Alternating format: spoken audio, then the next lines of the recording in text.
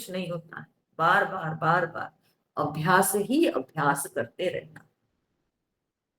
श्रवण का अभ्यास, मनन का अभ्यास, निदिध्यासन का अभ्यास। तो अभ्यास ही आध्यात्मिक मार्ग में एकमात्र रास्ता है जिससे साधक परमात्मा तत्व तक पहुंच पाता है। तो इसीलिए यहाँ पर भगवान कहते हैं कि एतत् अस्थिरम चंचलम मनः यतः यतः निश्चरति।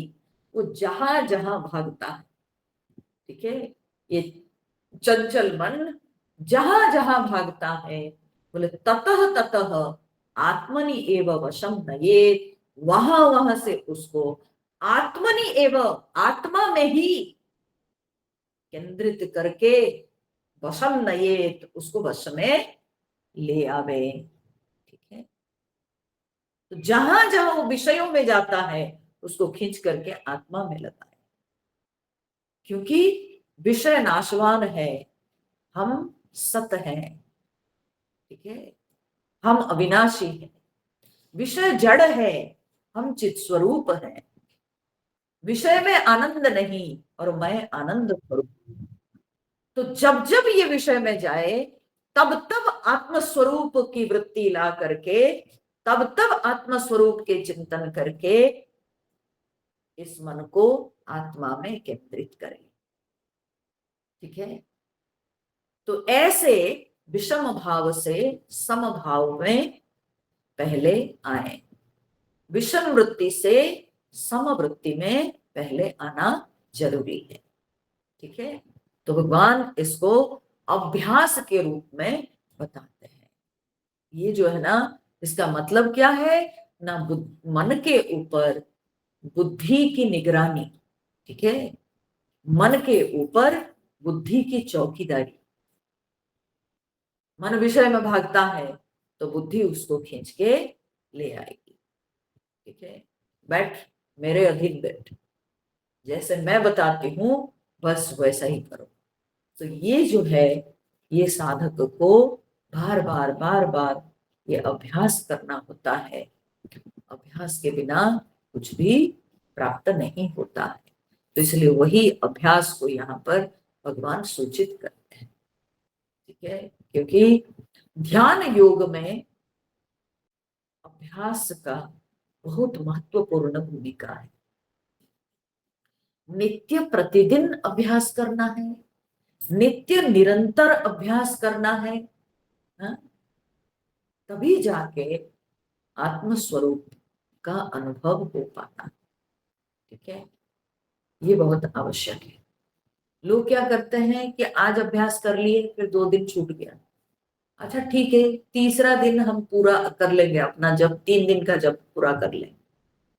ठीक है, ये तो क्या है ना, वो जैसे बच्चों को हम लोग लॉलीपॉप देते हैं ना, पापा आप कल ऑफिस से आते समय मेरे लिए नहीं लाए थे लॉलीपॉप, अच्छा ठीक है मैं आज 2 दे दूंगा।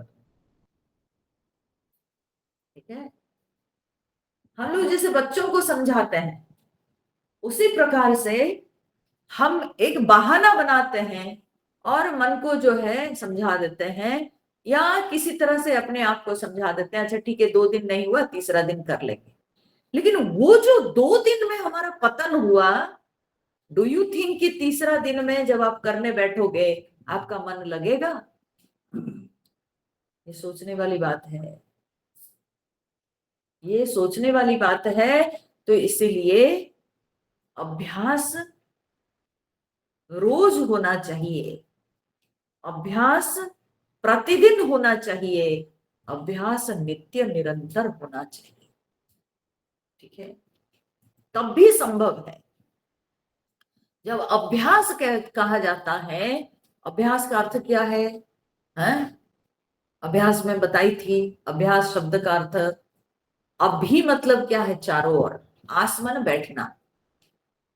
तो आत्मा के चारों ओर ही बैठना, अर्थात आत्मा के चारों ओर ही मंडराते रहना। ठीक है, अपना जो लक्ष्य है उस लक्ष्य की चारों ओर ही मंडराते रहना, इसी को कहते हैं अभ्यास। ठीक है।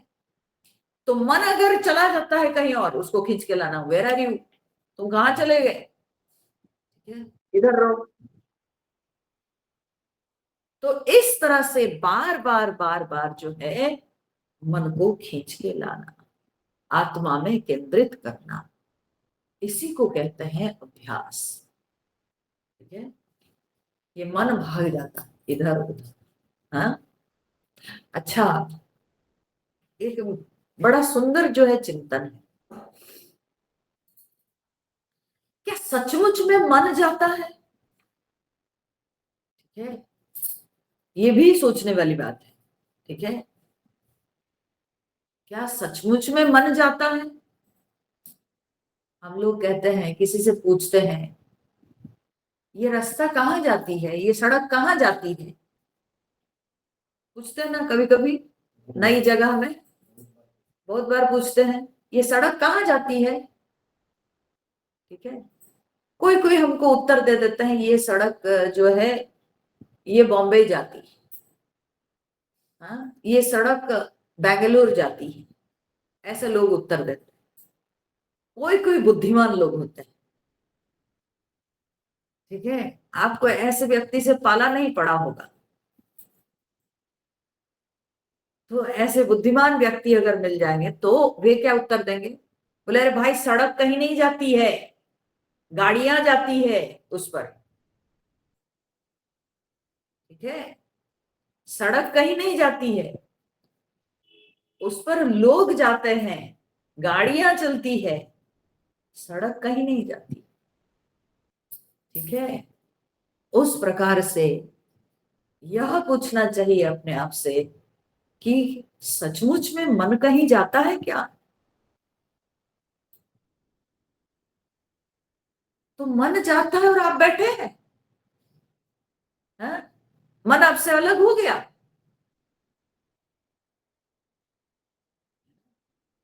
तो मन नहीं जाती है, बल्कि वृत्तियां भागती है। ठीक है, भागती भी नहीं, कहाँ जाएगी, बल्कि वृत्तियां जो है विषयों के आकार धारण करती। ठीक है, मन एक पर्दा की भांति है, और उस पर्दे पर वृत्तियां जो है विषयों के रूप लेकर के दौड़ती हुई नजर आती है। ठीक है, तो इसीलिए असलियत में मन कहीं जाता है, यह भी सत्य नहीं।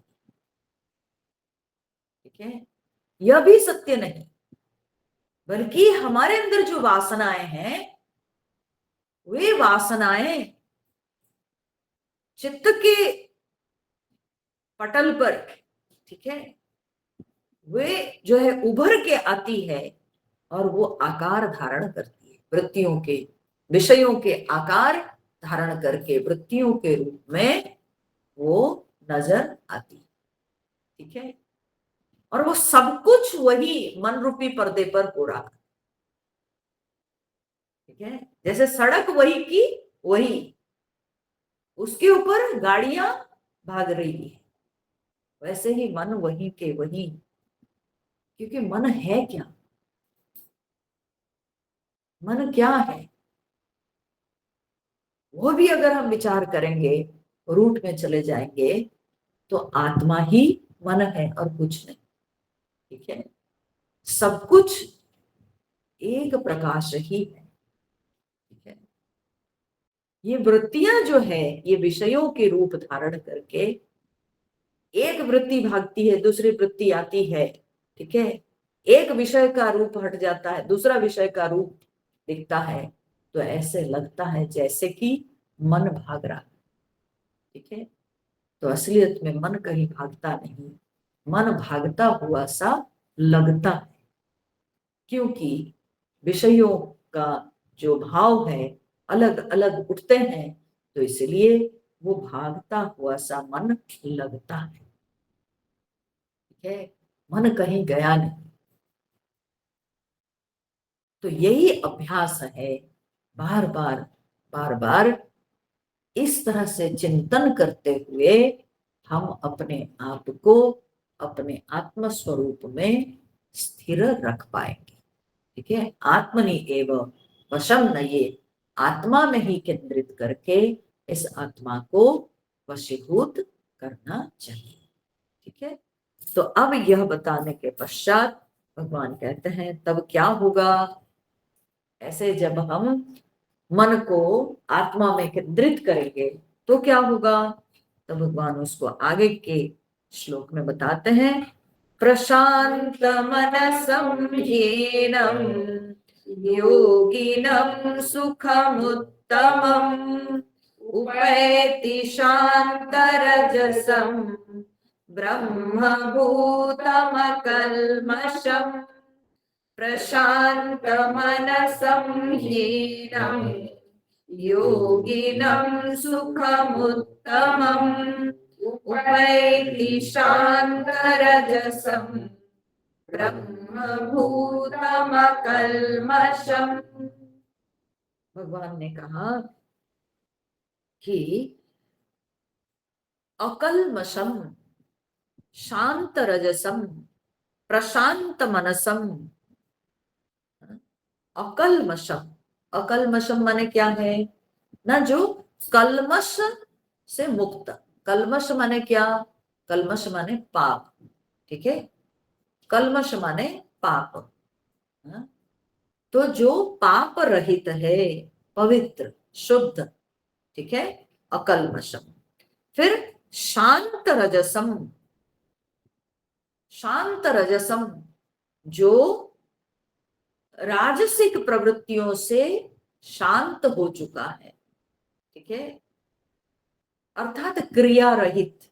हाँ, क्रिया रहित, जहां पर और कोई क्रिया का प्रभाव नहीं दिखता है, भागम भागी नहीं है, शांत है, शांत रजसम। प्रशांत मनसम, ऐसे जो प्रशांत मन है, शांत मन नहीं, प्रशांत मन।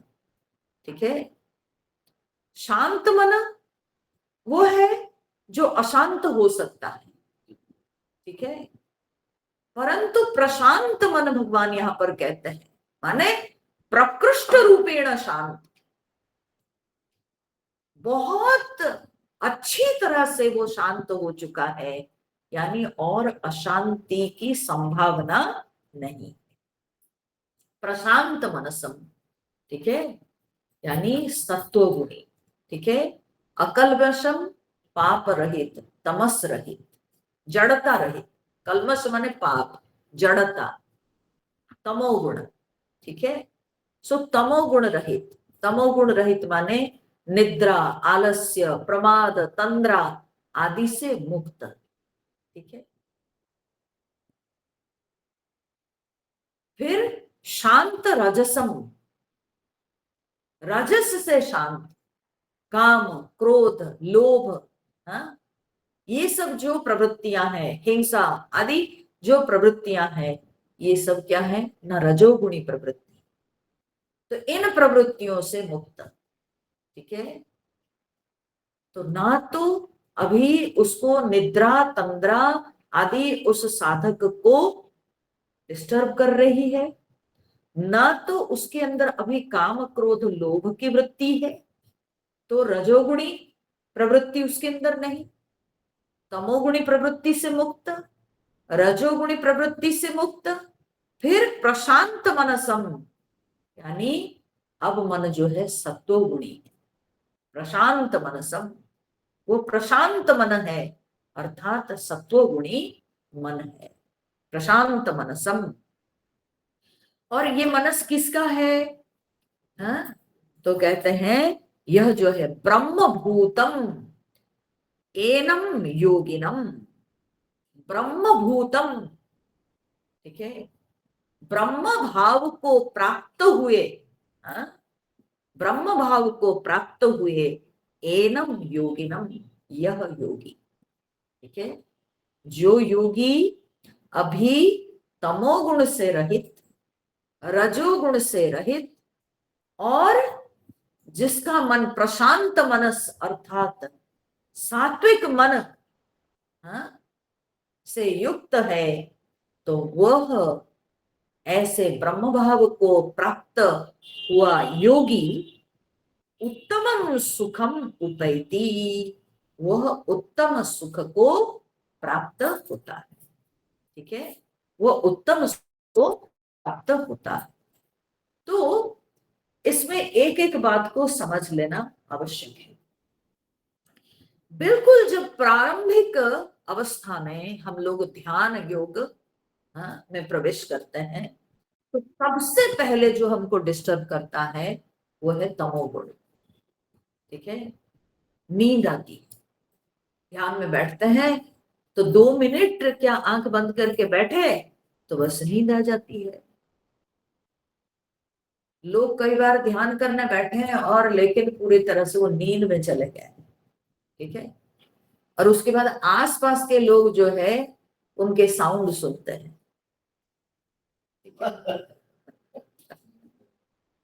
हाँ तो बोल जाएगा कि ऐसा मेरा जानबूझ के करता है।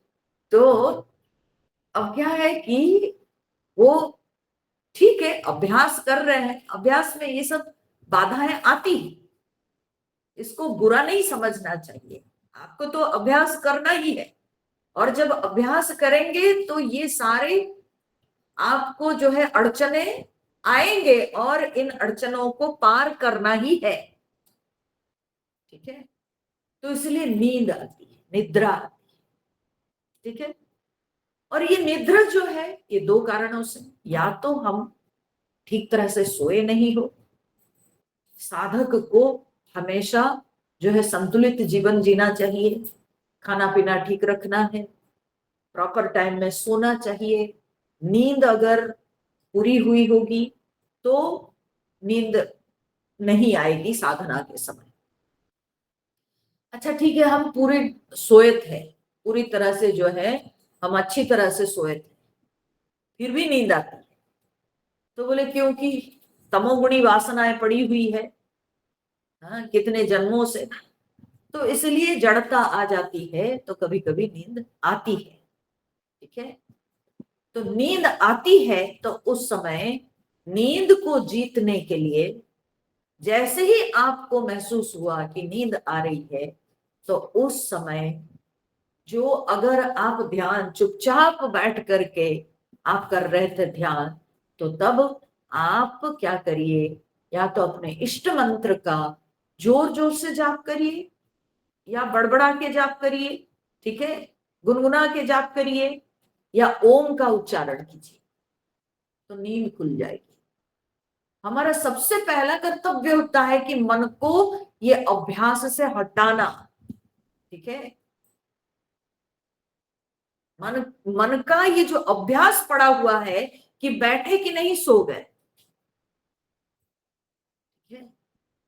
तो पहला हमारा कर्तव्य होता है कि मन को ये जो सोने की आदत पड़ी हुई है, इस सोने की आदत से ये मन को हटाना।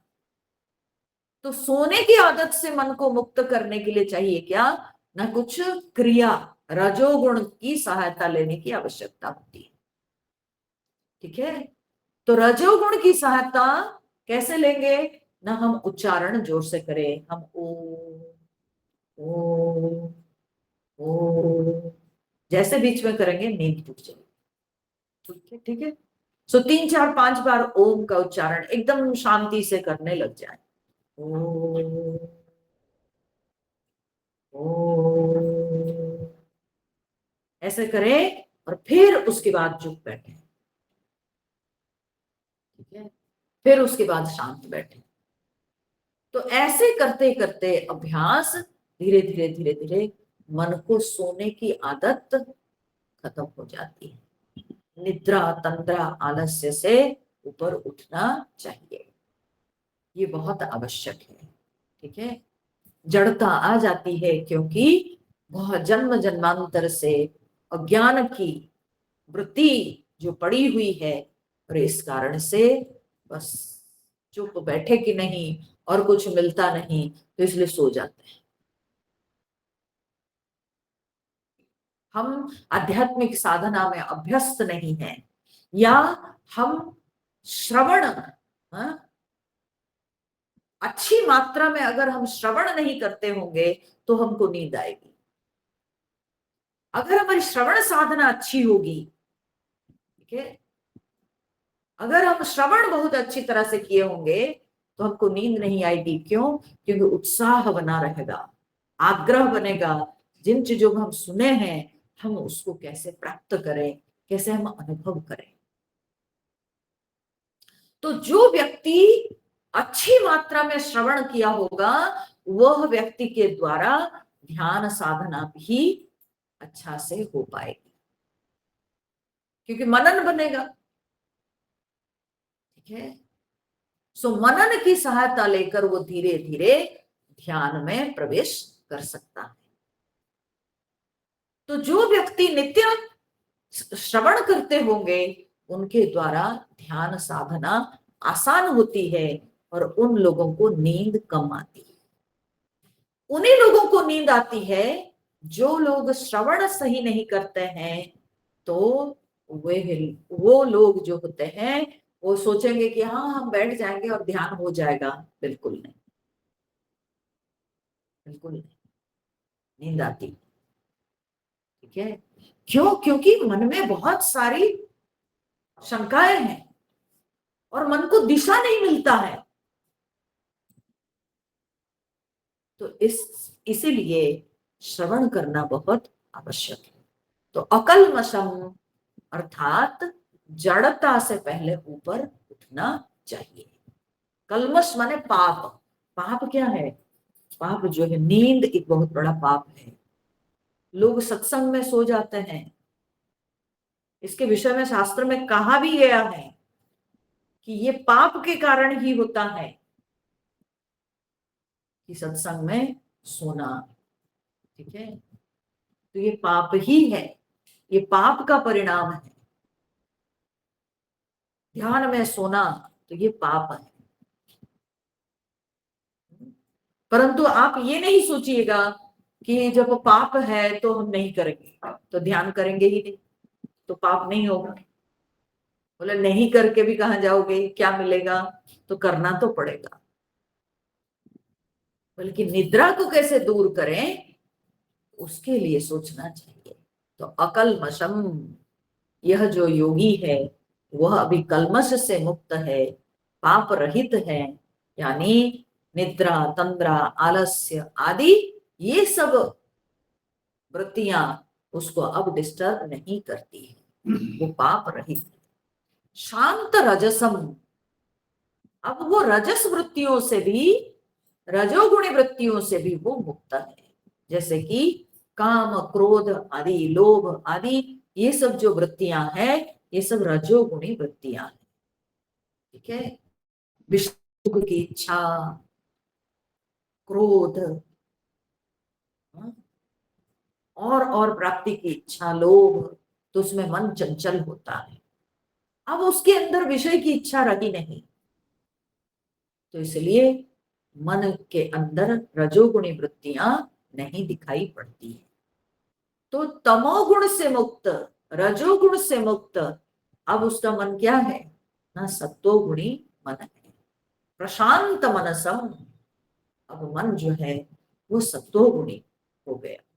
ठीक है, प्रशांत मनसम ही एनम योगिनम उत्तमम सुखम उपैति, ऐसे योगी को उत्तम सुख मिलता है।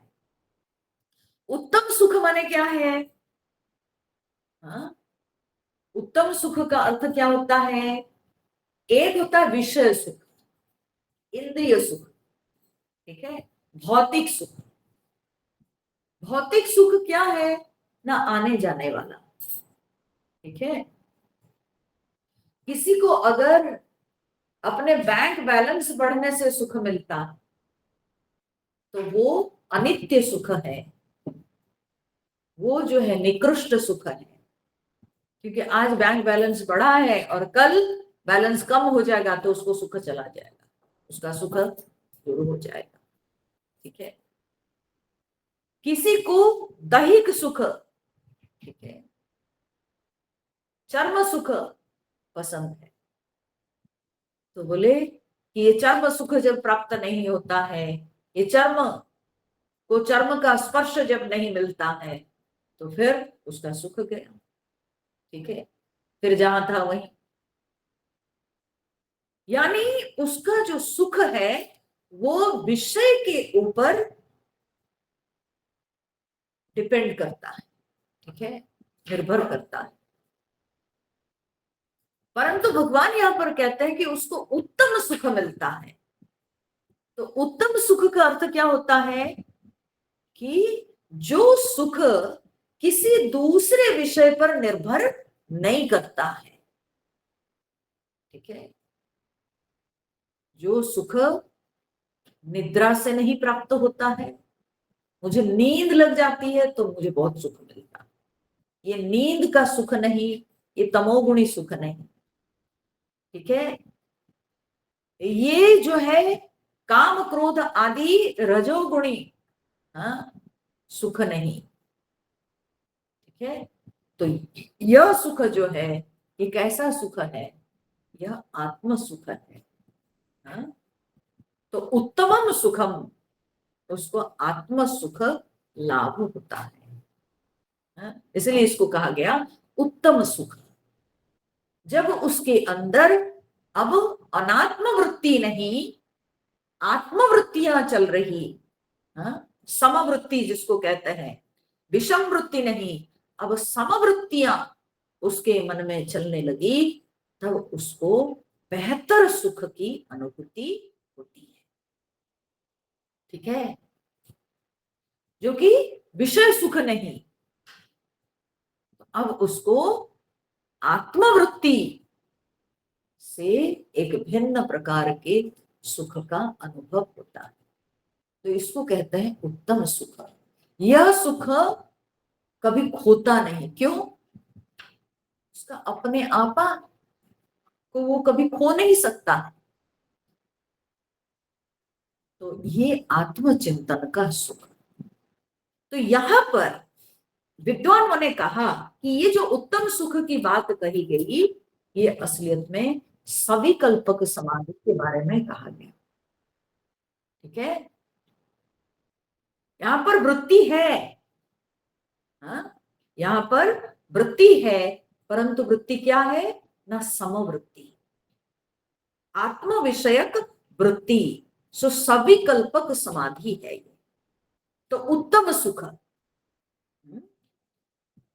तो उत्तम सुख को वह प्राप्त होता है। तो यानी यह सविकल्पक समाधि है, या योग की भाषा में, पतंजलि योग सूत्र की भाषा में इसको कहते हैं संप्रज्ञात समाधि।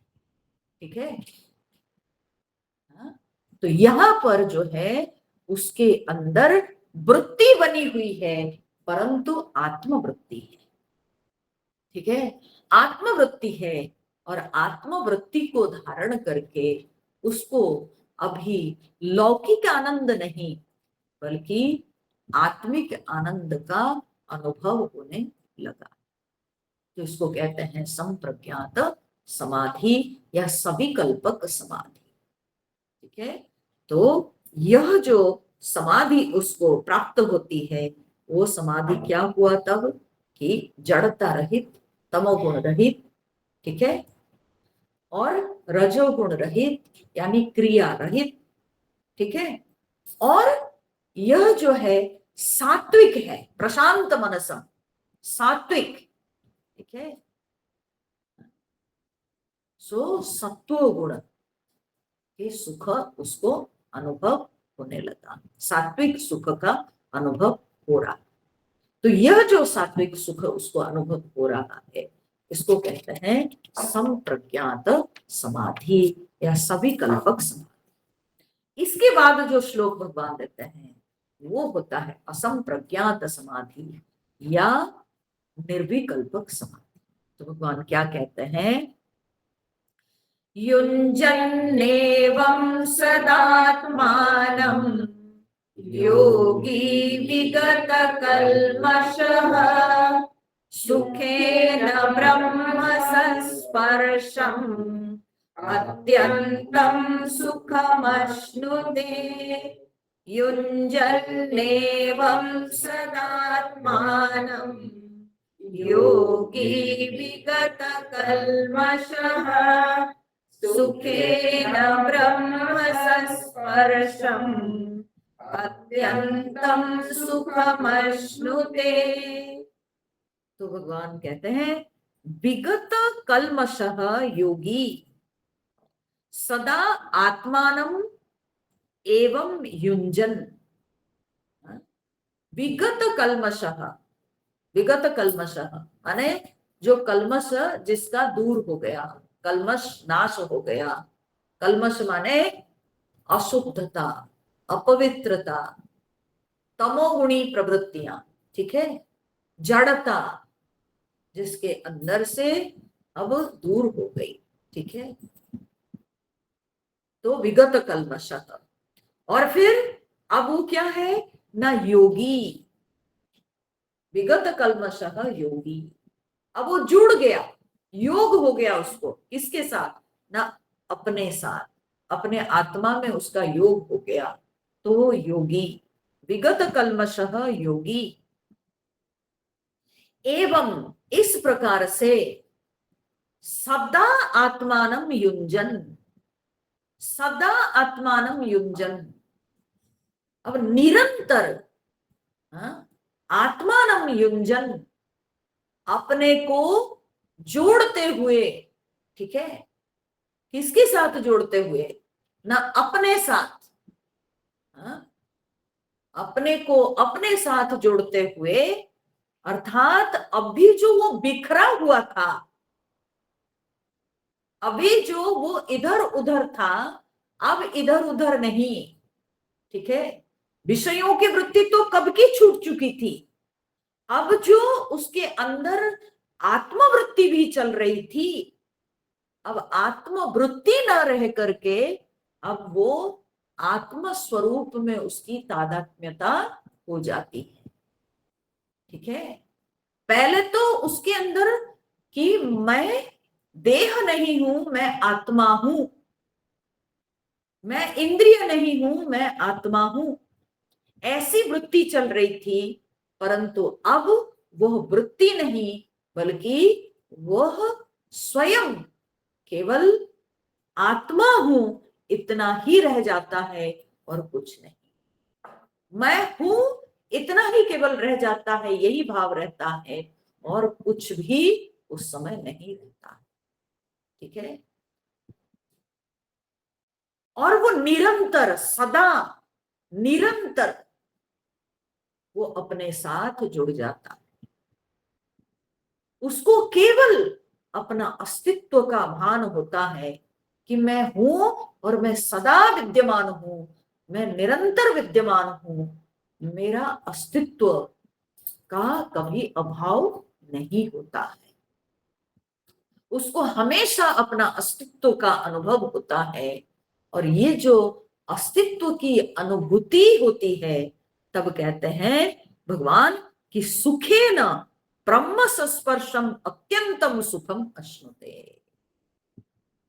तब सुखेन, सुखेन माने बहुत ही आराम से, अनायास ही, सुखेन ब्रह्म संस्पर्शम अत्यंतम सुखम अश्नुते। ब्रह्म संस्पर्शम, ब्रह्म का स्पर्श जनित, ब्रह्म का सम्यक स्पर्श, ब्रह्म संस्पर्शम सुखम, ब्रह्म का सम्यक स्पर्श जनित सुख का अश्नुते वो प्राप्त करता है, ठीक है, वो प्राप्त करता है, ठीक है। तो अभी ब्रह्म का स्पर्श जनित माने ब्रह्म के साथ तादात्म्य हो गया, ठीक है, ब्रह्म में अब वो लीन हो गया, अब केवल उसके अंदर ब्रह्म भाव ही रह जाता है और कुछ नहीं रहता है, और दूसरा कोई भाव नहीं रह जाता है।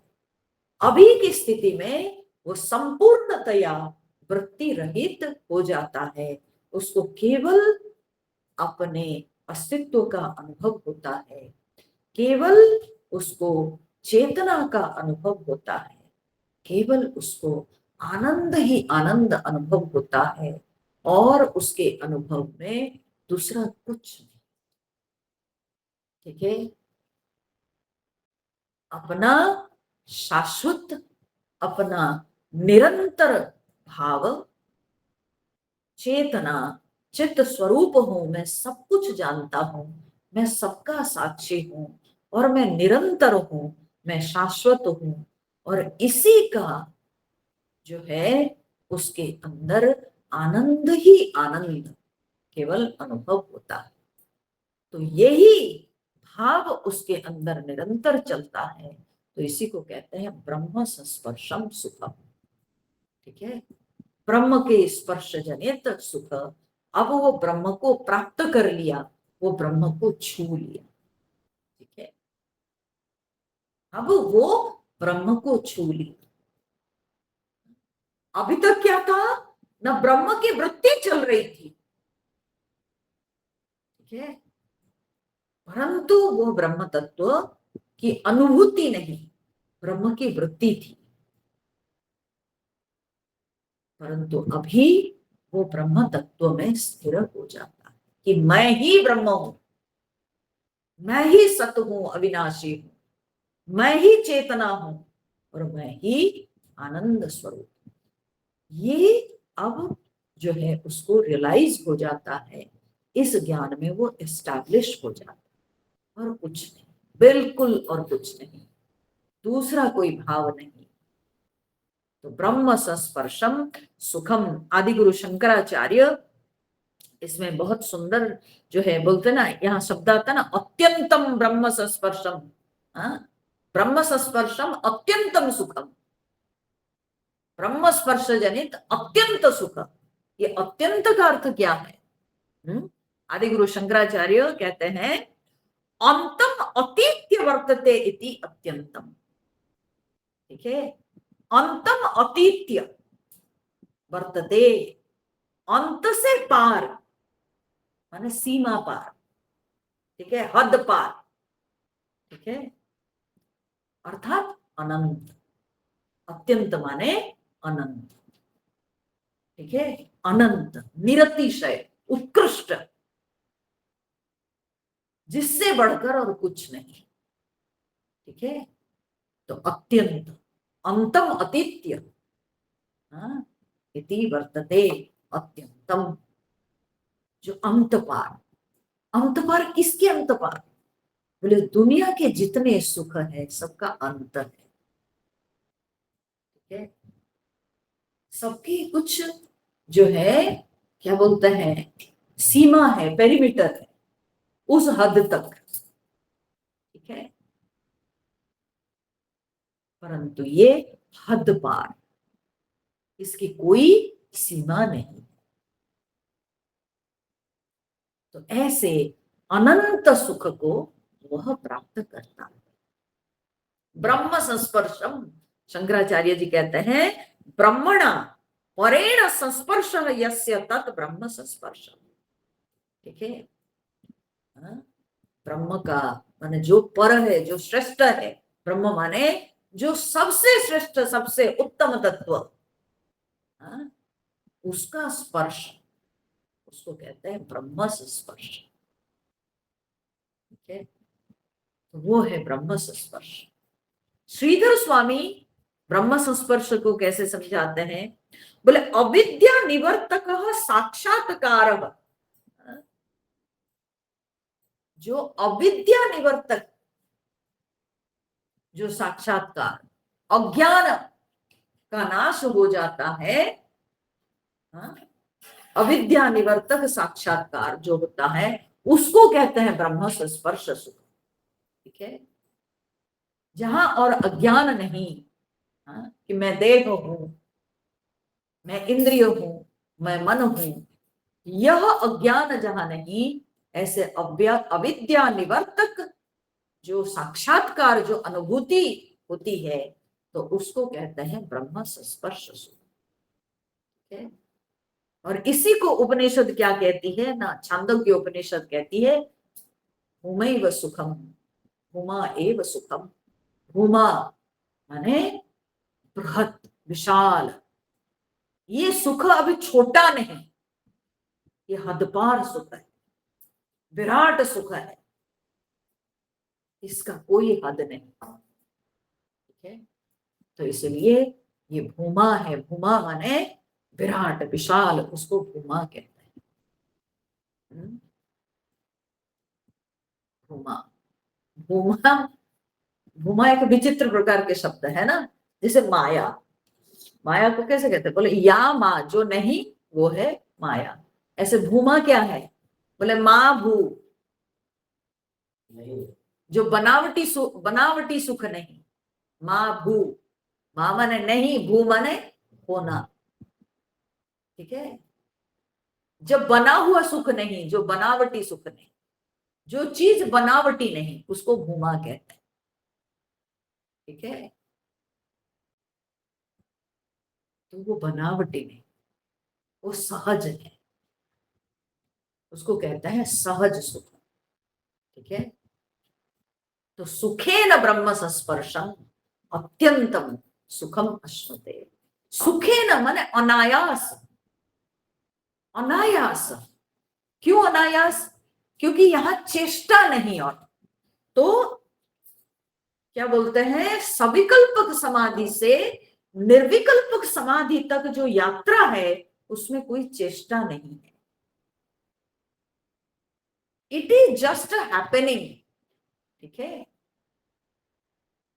ऐसे ही आत्मवृत्ति करते करते करते करते एक दिन कब वृत्ति खत्म हो जाती है वो पता ही नहीं चलता।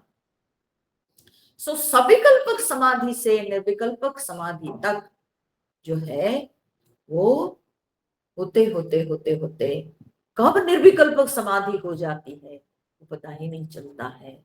वो जो है सहज, अनायास ना, ये हो जाता है। ठीक है, एकदम जो है आराम से ये हो जाता है। ठीक है, तो ये जो है यहाँ पर भगवान कहते हैं कि और ये सुख अत्यंत सुख, अनंत सुख, सुख है, ये विषय सुख कभी नहीं हो सकता। ऐसे सुख को वह प्राप्त करता है। तो ये जो श्लोक है, ये श्लोक असलियत में निर्विकल्प समाधि यानी असंप्रज्ञात योग की भाषा में इसको असंप्रज्ञात समाधि कहते हैं। ठीक है, तो संप्रज्ञात समाधि से असंप्रज्ञात समाधि, सविकल्प समाधि से अब ये निर्विकल्प समाधि में पहुंच जाता है। ये योगी अब समाधि में स्थिर हो जाता है। अच्छा, वो योगी के जब अब हमेशा तो वो समाधि में बैठा हुआ ऐसा नहीं है। हाँ? जब समाधि टूटती है, जब वो संसार में व्यवहार करता है, जिसको कहते हैं व्युत्थान स्थिति, व्युत्थान दशा। ठीक है, व्युत्थान दशा मतलब क्या है कि जब वो संसार में विचरण करता है, जगत में जब व्यवहार करता है, तब उसकी दृष्टि कैसी होती है? प्रश्न ये उठता है। ठीक है, व्युत्थान काल में या व्युत्थान की दशा में भगवान कह रहे हैं सर्वभूतस्थमात्मानं सर्वभूतानि चात्मनि ईक्षते योगयुक्तात्मा सर्वत्र समदर्शनः। सर्वभूतस्थमात्मानं सर्वभूतानि चात्मनि ईक्षते योगयुक्तात्मा सर्वत्र समदर्शनः। तो भगवान कहते हैं तब योग युक्तात्मा सर्वत्र समदर्शनः, ऐसे योग में जो युक्त हो गया है, ठीक है, अब वो निर्विकल्प समाधि का अनुभव कर चुका है, ध्यान योग में युक्त हो गया है, ध्यान योग की चरम स्थिति में वो पहुंच चुका है, तो ऐसे योग युक्त सर्वत्र समदर्शन, ठीक है, जो कि सर्वत्र समदर्शन, जो सर्वत्र सम का दर्शन करता है, सर्वत्र सम का दर्शन करता है, यानी याद रखिएगा हमेशा, सम शब्द किसको सूचित करता है? ब्रह्म को सूचित करता है। 5वें अध्याय में भगवान कहते हैं निर्दोषम ही समम ब्रह्म, ठीक है, ब्रह्म ही सम है, संसार में कुछ सम नहीं, ठीक है। तो जब भी सम शब्द आता है, सम ब्रह्म ही है, ठीक है। सो समदर्शन, समदर्शी माने ब्रह्मदर्शी, ठीक है, समदर्शी माने ब्रह्मदर्शी। देखिए इसकी दो अवस्था होती है, पर यहां पर हम जो है प्रारंभिक बात नहीं करेंगे। एक समदर्शी जो साधक समदर्शी होना, एक साधक की स्थिति में समदर्शी, और एक सिद्ध जब हो जाता है वो जो समदर्शी होता है, दोनों के स्तर अलग है। साधक जब समदर्शी होता है, वो जो है क्या होता है ना, वो निरपेक्ष बनता है, वो कहीं पर क्या करता है, माने अपना पराया ऐसा नहीं करता है, ठीक है, वो धर्म के अनुसार चलता है, ठीक है, धर्म के अनुसार चलता है। तो ये साधक का समभाव, ठीक है, साधक का समभाव, निरपेक्ष अभ्यास करना है, ठीक है ना।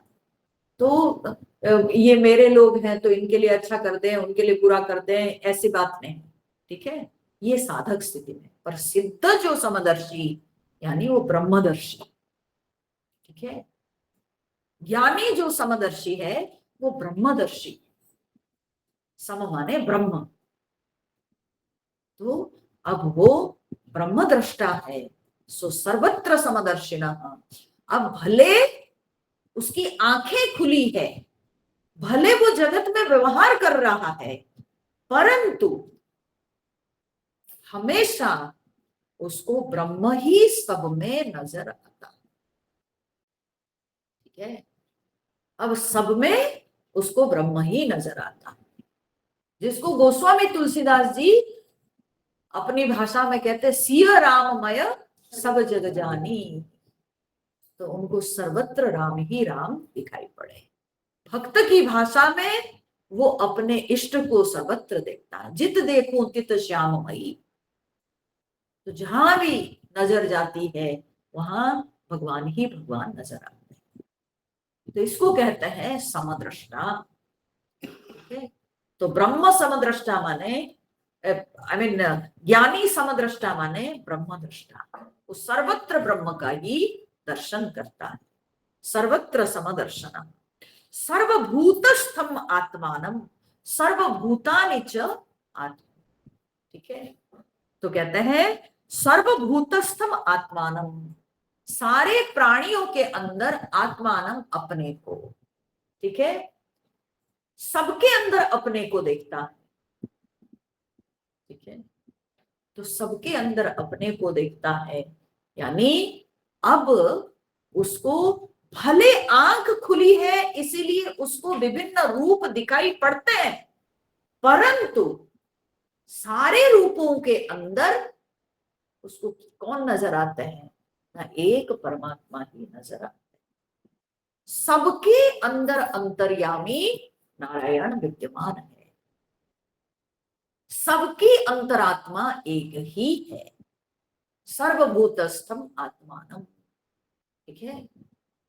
और वो जो सबके अंदर के आत्मा वो मेरी आत्मा है, ठीक है, सर्वभूतस्थम आत्मान, आत्मा को सबके अंदर देखना, जो मेरी आत्मा है वो सबकी आत्मा है, जो मेरे अंदर विराजमान करते हैं वही सबके अंदर विराजमान करते हैं, सर्वभूतस्थम आत्मा, सर्वभूतानि च आत्मनि, और फिर आत्मा में माने अपने में सर्वभूतानि सारे प्राणियों को वह देखता है, सारे समस्त प्राणियों में अपने को देखता है और अपने में सारे प्राणियों को देखता है।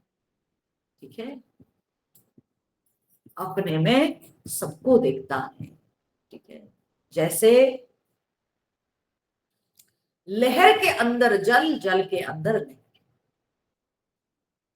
ठीक है, लहरों के अंदर जल और जल के अंदर लहरें।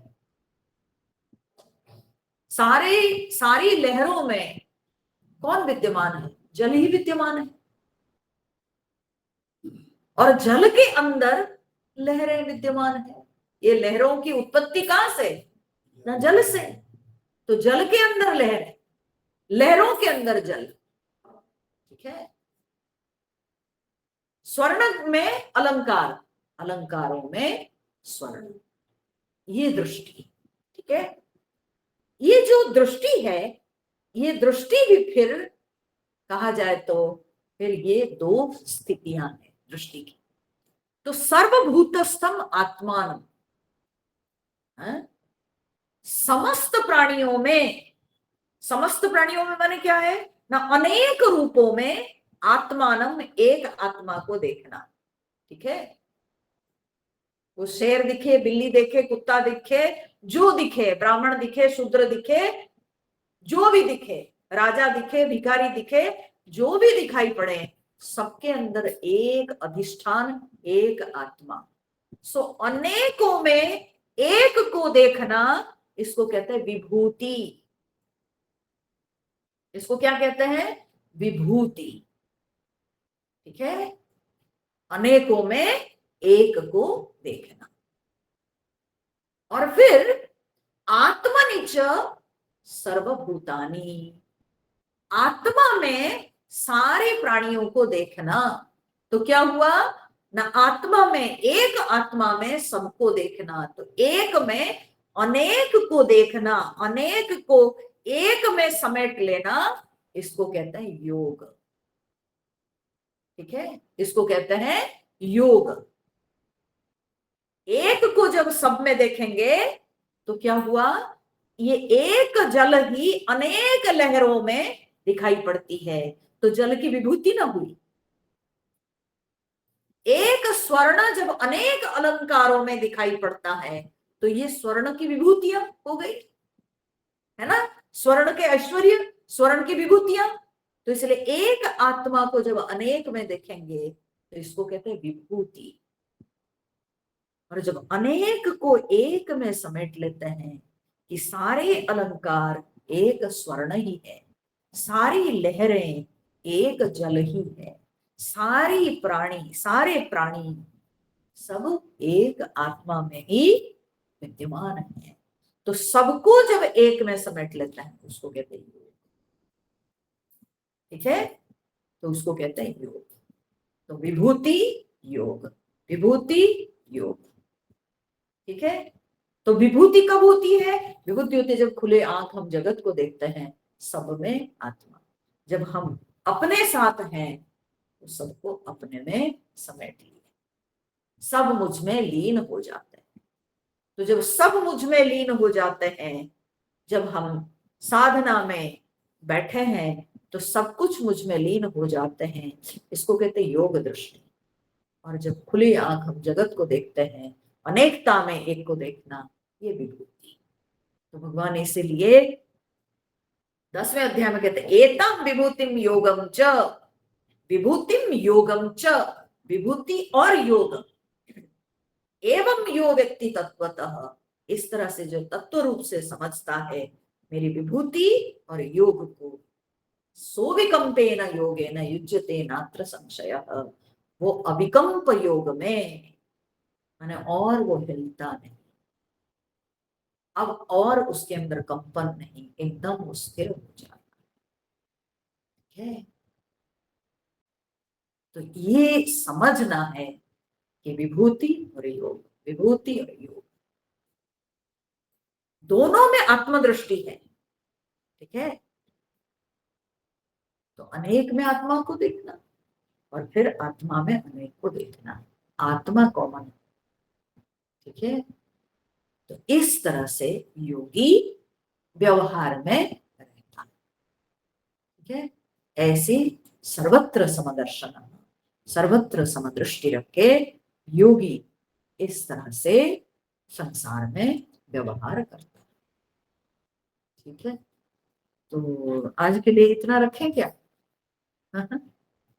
फिर हम लोग कल सुनेंगे, है ना? हाँ, इसी भाव के साथ हम लोग चले, फिर कल देखेंगे।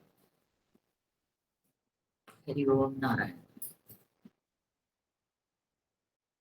ओम पूर्णमदः पूर्णमिदं पूर्णात् पूर्णमुदच्यते पूर्णस्य पूर्णमादाय पूर्णमेवावशिष्यते। ओम शांति शांति शांति। हरि ओम श्री गुरुभ्यो नमः। हरि ओम।